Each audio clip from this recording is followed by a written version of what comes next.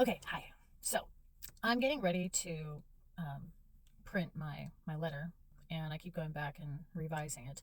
Um, the May Mentor Project letter is actually about management styles, and there are a lot of different management styles. And I was kind of thinking about this because there are younger managers who don't really know what their management style is yet, and I want them to be able to figure out what that is. Um, so I haven't really been able to find like any type of assessments or anything like that. So I'm actually creating one.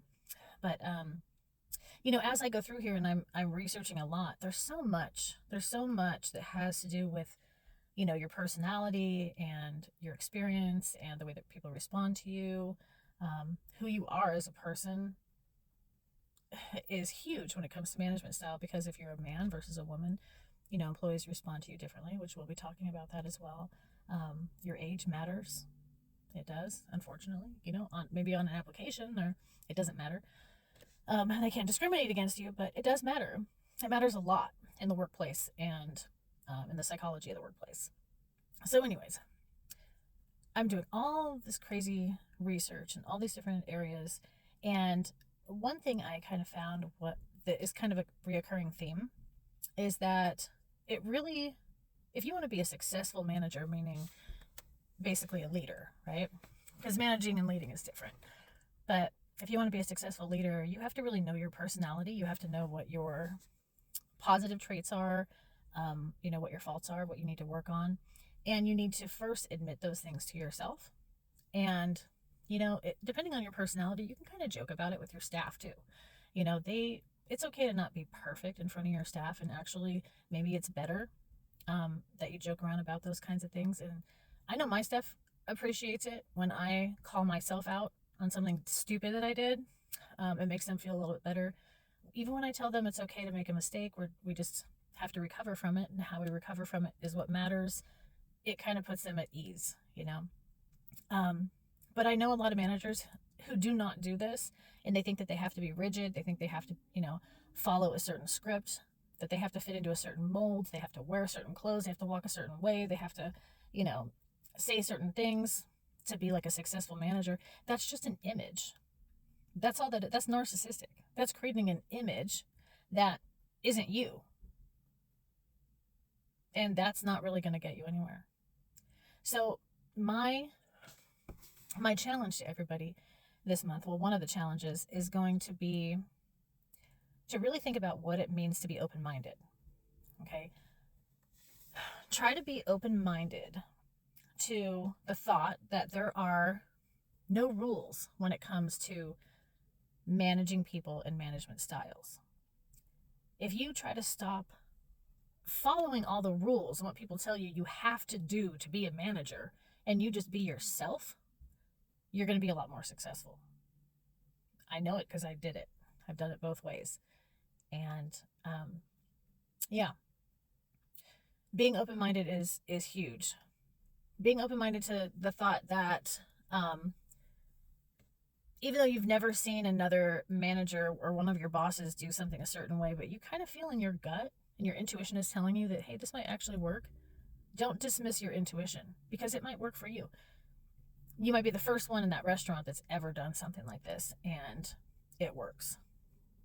And just because it doesn't work for the majority of people doesn't mean that it's not right. So, um, this is a recurring theme, is kind of like breaking the mold, doing things differently, especially when you're managing different age groups and younger generation. The younger generation needs more compassion. They need more understanding. They need more explanation. And there is definitely a mismatch between the older generation and the younger generation. And if you're older, I would say over 50, you absolutely have to be open minded. If you're going to have a staff that's young, they don't come from the era we come from. We come from the fuck around and find out era. Do your job or get the fuck out era. And these kids aren't like that. They're not like that. And it might seem like more work for you. Or maybe you have to exercise more patience and more understanding. Maybe spend a little more time on HR. But if you do that, you're going to be more successful because they're not going anywhere. they're not going anywhere. And the fuck around and find out generation is going to age out. So that is kind of my suggestion. And actually, like I said, I've been doing all this digging and stuff, and the person, or the final straw for me about being open-minded was reading this book by Amanda Frances. If you know who she is, yeah, she's awesome. She is not a like a business. Well, I guess she is kind of a business mentor. She does more like money coaching and stuff like that. But a lot of philosophy applies to many different things, including mentoring. So, I see, this woman who wrote this book, and she does many other things too. But she recently became a little bit more famous because she was on a TV show, and there's this group of people who are just a bunch of haters. They're a bunch of haters. So long story short, these people are a bunch of haters. They're questioning what she's doing for a living. And the thing is, which I find hilarious, is that they're sitting around talking badly about her when, they're all rich. All the women are rich that are in this group. But two of them make about $500,000 a month, but that's like on alimony. This girl is 20 years younger than them, made all of her money on her own, and makes about $40 million a year. So she's definitely successful, and these older women cannot comprehend how she is so young and doesn't own a brick and mortar business and isn't following the business mold that they have always followed. And this conversation that they were having was, she can't articulate what she does. Why can't she explain what she does? She's a businesswoman. She should have it just like that. And I'm thinking to myself, okay, so these women come from that old school business mentality where ABC, always be closing. And, oh my God. So you're telling me if Amanda Frances doesn't have a written elevator pitch that her business plan is not complete? Well, tell that to her bank account, because she seems to be doing just fine. And she isn't following those rules. She's not following the old school rules. That's why these women are so frustrated. They can't stand it. They just are so freaking jealous, and they don't even know they're jealous. They think they're going to school her, when really it should be the other way around. But this girl, Miss Frances, is so incredibly open-minded. And she teaches people, through her book, to be open-minded as well.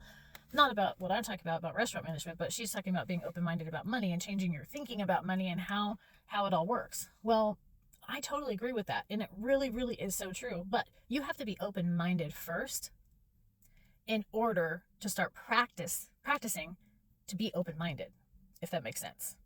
Once you open your mind and you break down all those walls and throw out all the rules, it's going to open so many more doors. So anyways, I'm really excited about this month's mentor letter. So if you haven't signed up, please go sign up now. thementorproject.com.